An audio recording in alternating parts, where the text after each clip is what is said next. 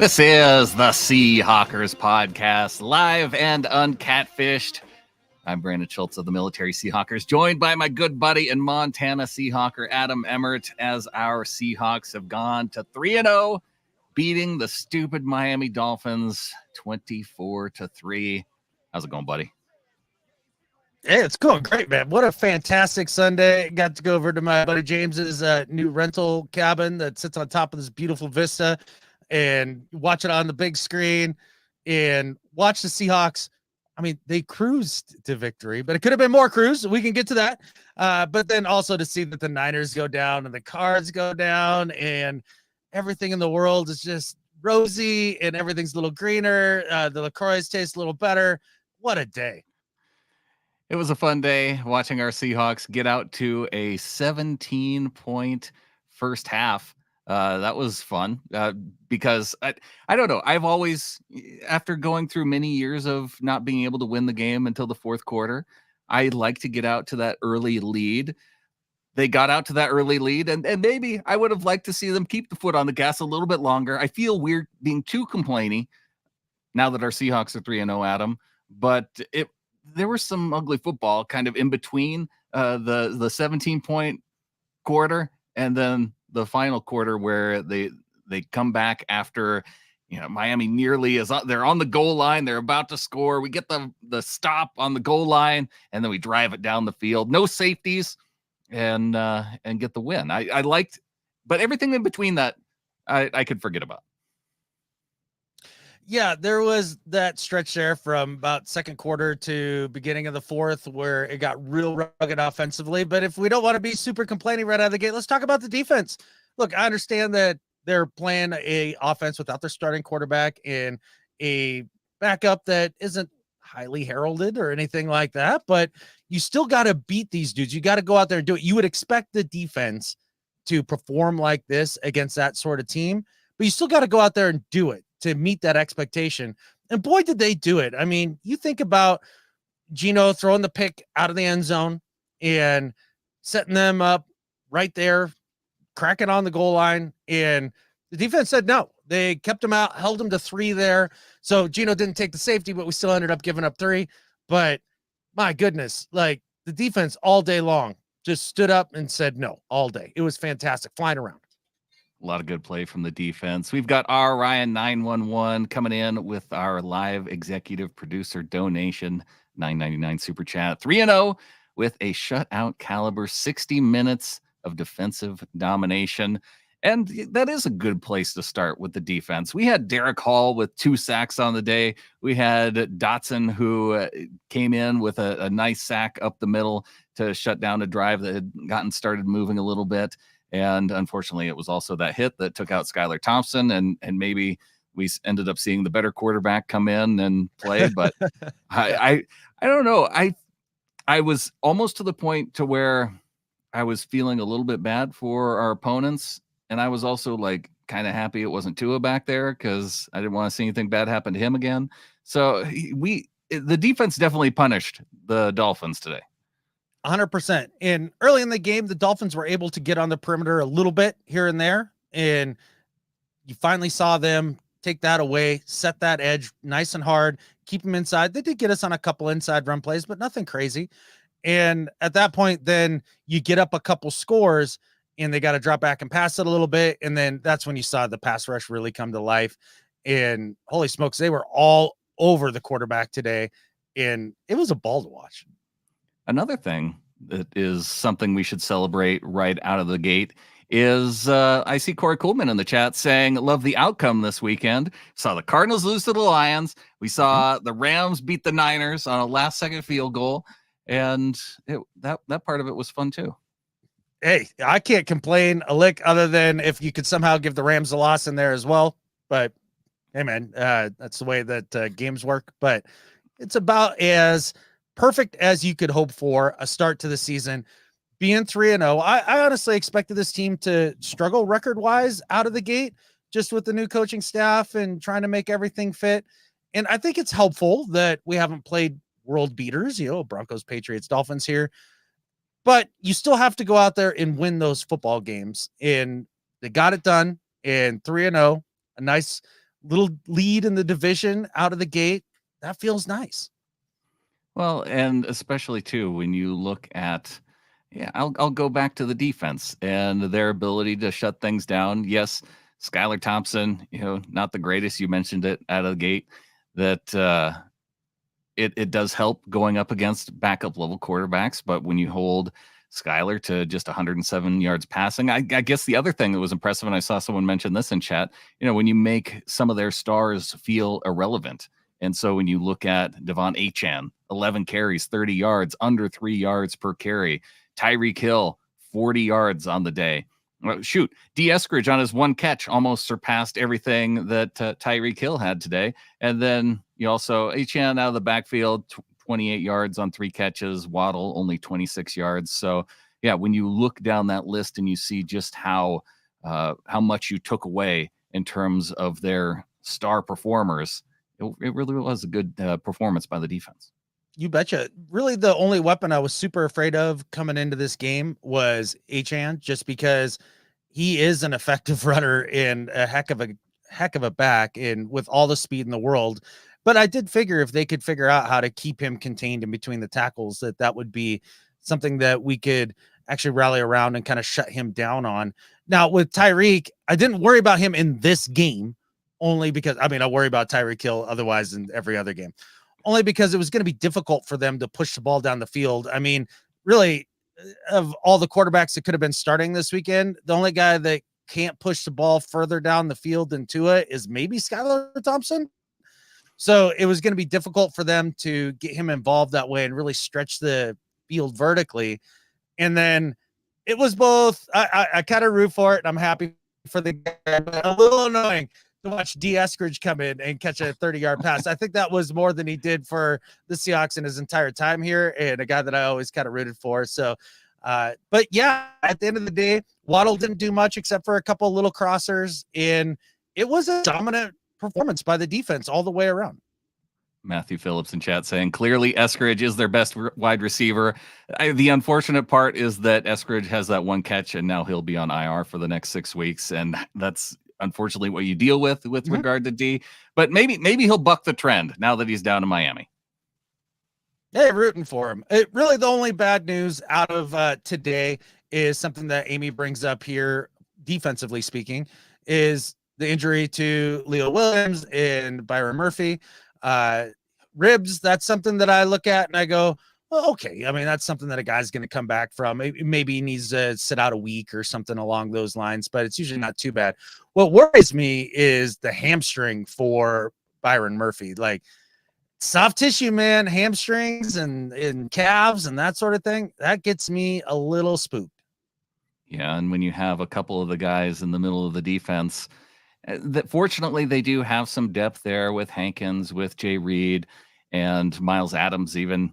But yeah, those are two guys that you want to make sure that you aren't missing for all that long. And with Ribs, I guess we'll wait and see how.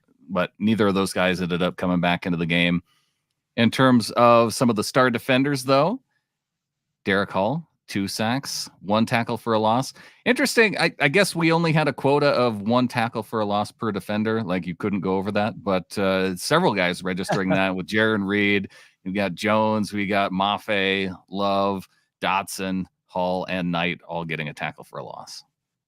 This must mean that Mike McDonald is a communist defensive coordinator. Like, nobody can hoard all the tackle for losses. Everybody has to have an equal outcome. Yeah, that's what we can take away from that. No, look, I think that really just shows like how versatile the system is and how everybody can eat at any given time, depending on the situation. And I think that's why the players have so much buy-in to this defensive scheme, is that they know that Mike's got them in position when the offense does something that actually plays into the scheme that is going to allow them to make the play. They've got easy decisions to make and can play fast. And then the tackling, my buddy James talking about it all throughout the game, just how much better the tackling has been this year in comparison to the last couple. And boy, it is a breath of fresh air.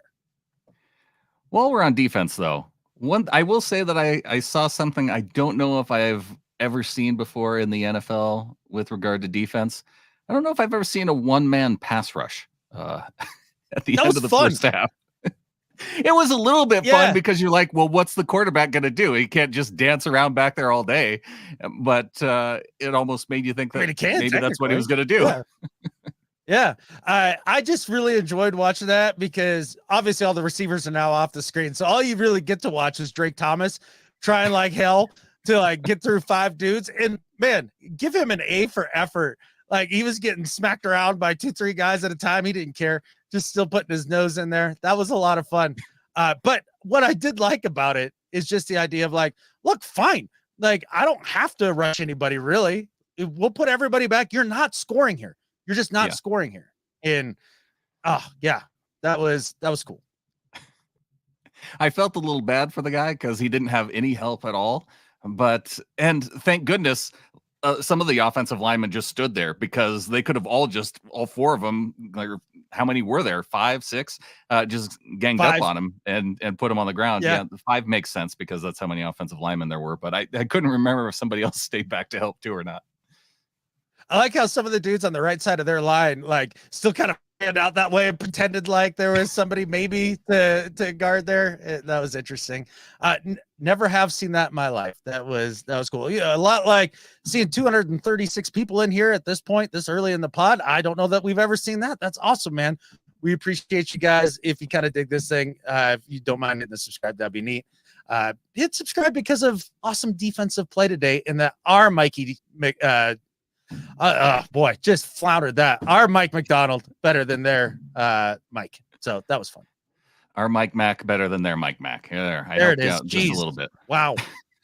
Fail. It's it's like I played offense for the Seahawks in the second and third quarter. It was just a failure. Their Mike Mack, though, was very gifable all day. So that he had that going for him. Yeah, when you talk about offense, one thing that I don't know if I've ever seen on the offensive side is when you're up 2 scores for almost the entire game and yet go 75% pass to run ratio. I don't know if I've ever seen that in the NFL either. It's interesting. We talked about that a lot in the Patriots matchup about the run pass ratio and how we want to get to maybe something a little bit different because I think it's more sustainable.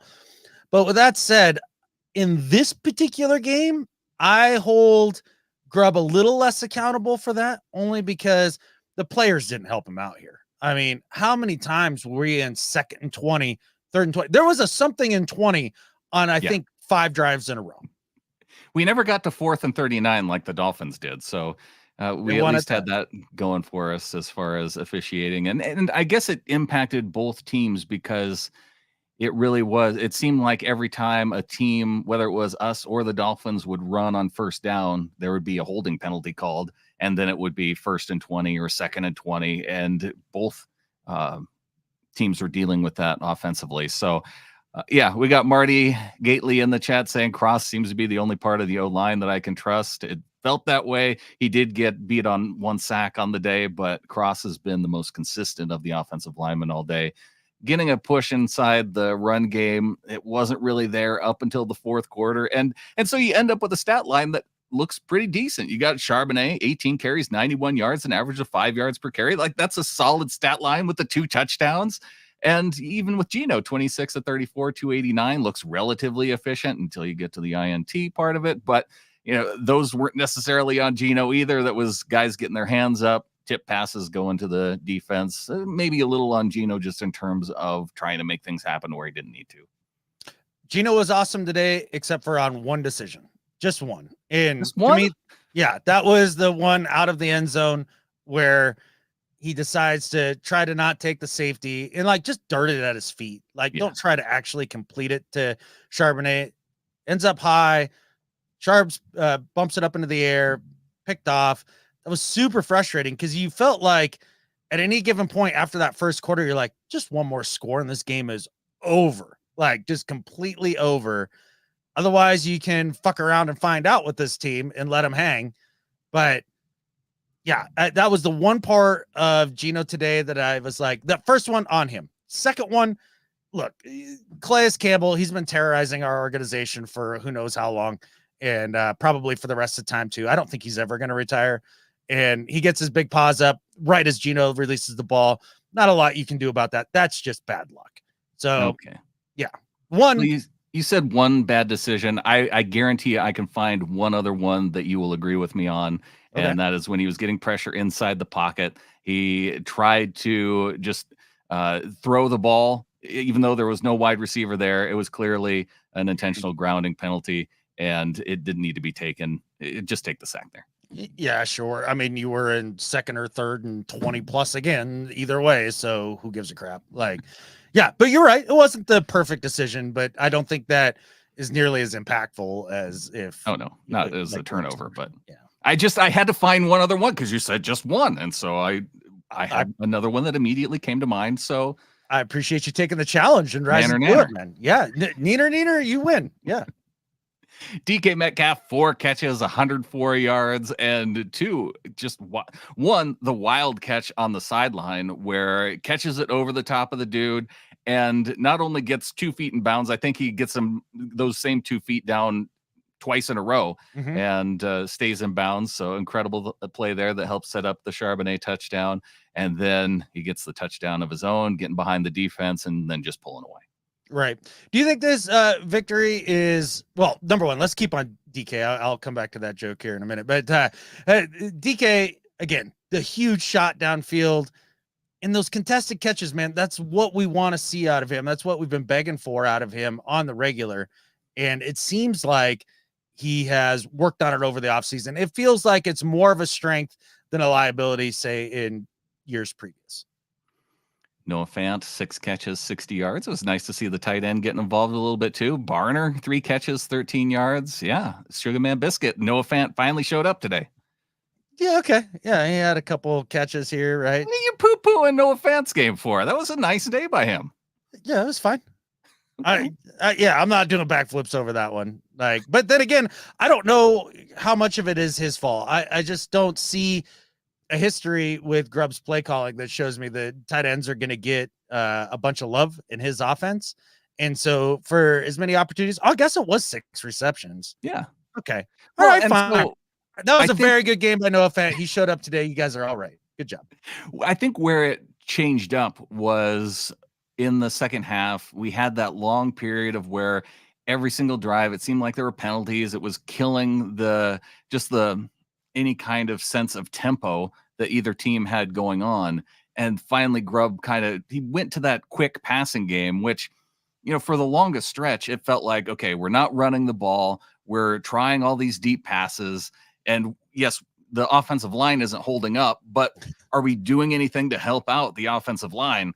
And I felt that finally it was when that drive and they're hitting Noah Fant over the middle. They hit some shots to Lockett. JSN finally got involved. It felt like they went up tempo. They went with the short throws, and it kind of took us out of that couple of quarters where it felt like the offense was doing nothing. Yeah. I'm curious if they could get downhill a little bit, that they would actually be able to sustain the drives and actually do it on a more regular basis. I think that's really it, is what we've seen through the offense through the first couple games here, is that it's very streaky. And I think maybe that's what I was trying to allude to when it came to some of the concerns I had coming into this season with the way the offense might go and run pass ratio kind of things. And I think we're seeing that play out here a little bit. Again, we're going through dubs here. And if they can learn while stacking the dubs, then that'd be great. Third down efficiency, not the greatest today. 3 of 11 for 27%. A big part of that was they were into so many third and longs, and penalties having to do with a big part of that. Again, both teams having to deal with that. But third down efficiency, not great for them. Even worse for the Dolphins, 1 of 12, only 8% on third down and 0% on all of their fourth down attempts. They had 3 of them. Yeah. Again, it's credit to the defense and, keeping them from converting there and really shutting the door on them really coming back, since he did let him hang around for so long. I saw Sugar Man there talking about how he thought the play calling is elite. Okay. If you're into, just throw it all over the yard kind of football and that's your thing, then yeah, I'm sure it was elite. It's just not for me. It's not my taste. And I think that there's some more consistency to be had within the offense if they can get to running the football, which again will help the offensive line, which had another really up and down performance today. Yeah, I just think that if the offensive line is struggling and it is that clear, you got to make a shift a little bit sooner away from some of those long developing plays and not just hoping that one of those shots is going to hit once again that pulls you ahead. I want to see more ball control, sustained drives rather than, just going for the big play consistently. Hey, I like the explosiveness. You're going to need to have those. That's one of the big difference makers for top level offenses is the amount of explosives. But with that said, yes, you do need the meat and potatoes of the playbook to kind of get you going. And my concern is that in the colder months of the year, when we get towards the end of the year, that if your meat and potatoes is a short passing game, it gets a lot harder for a team. Yeah, get Kenny McIntosh a little bit more involved. He only had 3 carries, but it was nice to see Charbonnet kind of punishing that Miami defense toward the end of the game and then picking up his second touchdown. Yeah, for sure.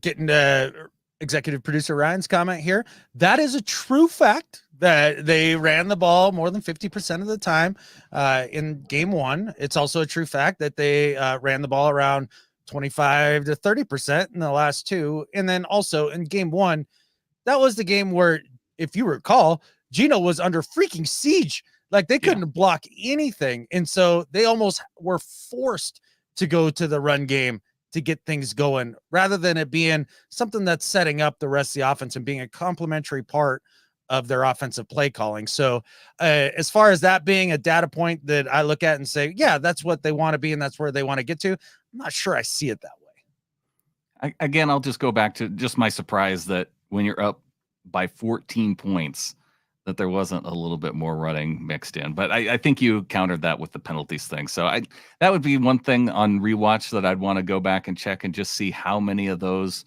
drives were killed by early down penalties that put them behind the sticks to where then they were having to pass so frequently. Yeah. And again, I'll be thrilled to see what they do against the Lions. I think it's going to be fascinating to see I would imagine that K9's back for that game. He's got to be back. He's going to be back, right? He's going to be back.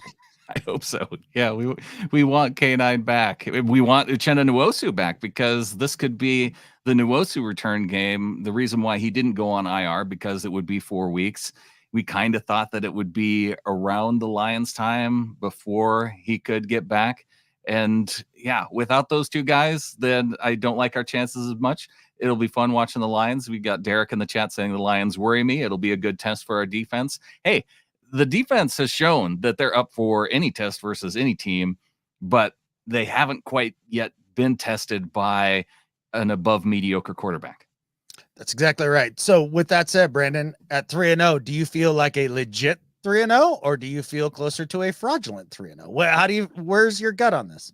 Oh, I feel closer, just my personal feelings. I feel closer. Like I feel like it could go badly at some point to where we come back down to earth. Like I'm not. Whereas a Vikings fan after a game like today, I'm thinking maybe the Vikings are legit. Mm-hmm. Saints fell back to earth a little bit. I think we have that ability because the offense, I think, can score and play with anybody in any defense. And then it's hard to say because, dude, you're putting me in a tough spot here. Come on. No, it's okay. I just was curious what your feelings, because for me personally, I know that the other NFC West fans and that sort of thing are gonna come at you. Oh, who'd you beat? You're a bunch of frauds. Do. And look, at the end of the day, are these good teams? Absolutely not. Like, I don't think the Patriots are going to be actually good, but they're tougher than you think. And this version of the Dolphins is just bad. They're in a tough spot. They emotionally as a team had to be pretty low coming into this game with losing Tua the week prior. As far as the Broncos, rookie quarterback on the road, first go, none of the wins are super impressive. And it's not like the Hawks went out and just beat the brakes off of each and every one of these teams either. So I'm not going to say it's fraudulent, but I'm not like we're 3-0 and we're coming for everybody's scalps. Like, it doesn't quite feel that way to me yet, but this could be the game where they go out and really prove it. They go to 4-0 here, and all of a sudden I'm thinking division title. Like, it's within their grasp. Yeah, they have the ability to show that they're legit stopping an offense. Because if the defense stops an offense like the Lions and they get after Jared Goff, which I think this defensive line absolutely has the ability to do, and yeah, I can feel a whole lot better. So maybe it is just guarded. I'm not really, ready to go on one side of the fence or another, Adam. I'm just staying guardedly optimistic that this team is legit. Yeah, that totally feels like your MO. They're not going to make a decision, not going to, do anything and have a declaration about it. But yeah, I mean, these garbage teams I was seeing on one of the comments here. There we go. 3-0 against garbage teams. Derek. Yeah.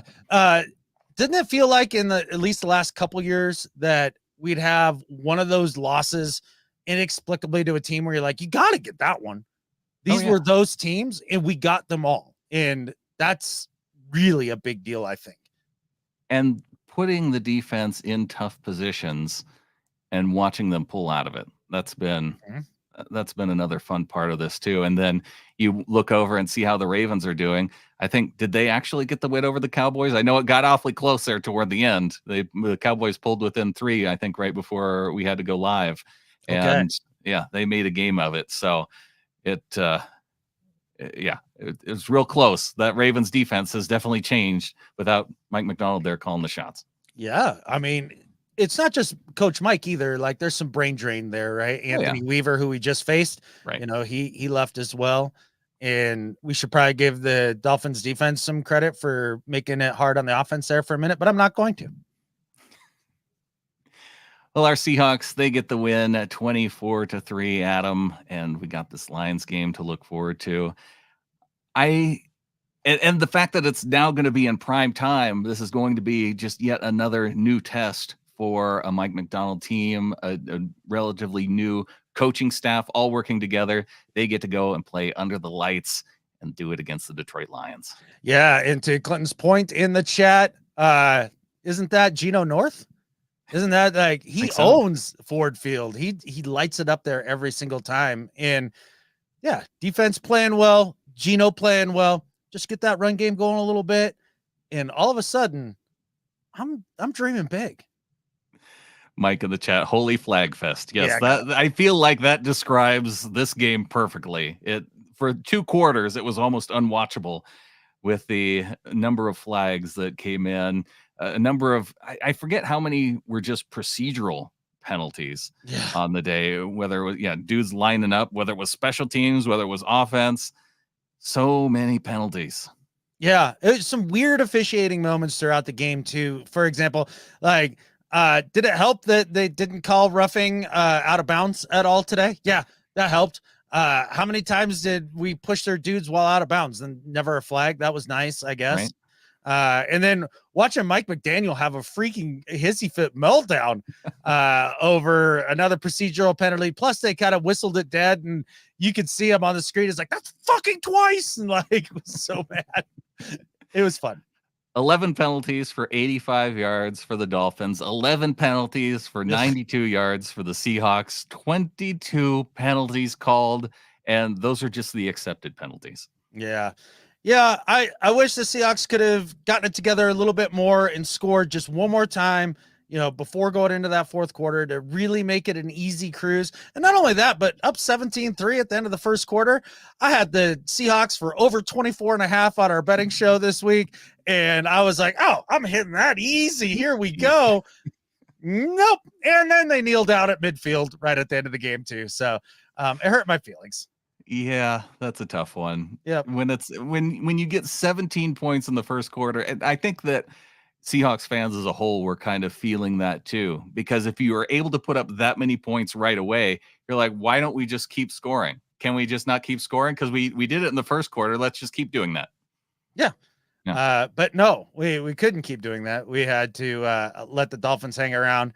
Maybe just give them some false hope so that you could crush it going down the stretch and make it even tougher plane ride back to Miami. And honestly, on the inside, that gives me a warm fuzzy. I don't even mind that so much. You must be feeling crushed as a Dolphins fan after a game like this because, yeah, I mean, you watch Skylar Thompson come in and be, he completed some passes, 13 to 19, and then Tim Boyle comes in. Now you're down to Tim Boyle. Yeah, I'm with Sojin. I wanted a 40 burger to hang it on the Dolphins with the 3 points. That would have felt like a more complete game. Absolutely. But hey, we get another dub, and it was honestly a fairly easy watch in terms of stress. I'll take that. When's the last time we've had that? And watching everybody else in the division except for the Rams winning. I mean, it's a perfect day, dude. Perfect day. Perfect day for our Seahawks. Perfect day for Seahawks fans. And we will be back next week, Monday Night Football post game. Be sure and check out all our shows throughout the week leading up to it as well. We've got 3 in, 3 out coming up on YouTube this week. Make sure you're subscribed. And yeah, if you're in our Discord, you can, if you're not there, you can go to getintheflock.com, join our Discord. You can put your ins and outs in the 3 in, 3 out channel. We'll be going through those on Monday. Be looking forward to our flagship show midweek, and then we'll be looking ahead to the game against the Lions with our What If show, and yeah, all of our other shows, the PNW Prop Stars show. Lots of stuff coming up as we lead into going toward 4-0, Adam. Hopefully going to 4-0. Hey, and if I just wanted to give James's little Airbnb a shout out only because he just finished it. It's brand new. It's ready to rock. If you're coming to Montana and you're looking for a killer place to stay, Hilltop Cabin Lookout at Rock Creek. Check it out. And hey, man, we won big today. Maybe I have to go over there again next weekend because maybe that's where the good juju is. You never know. You always want to make sure that you keep up those streaks, though, because one of us may have the impact, may have the good juju, and you never want to lose that. That's right. So, man, 3-0, it feels damn good. And I think with that, there's only one thing left to say. Go Hawks. Go Hawks.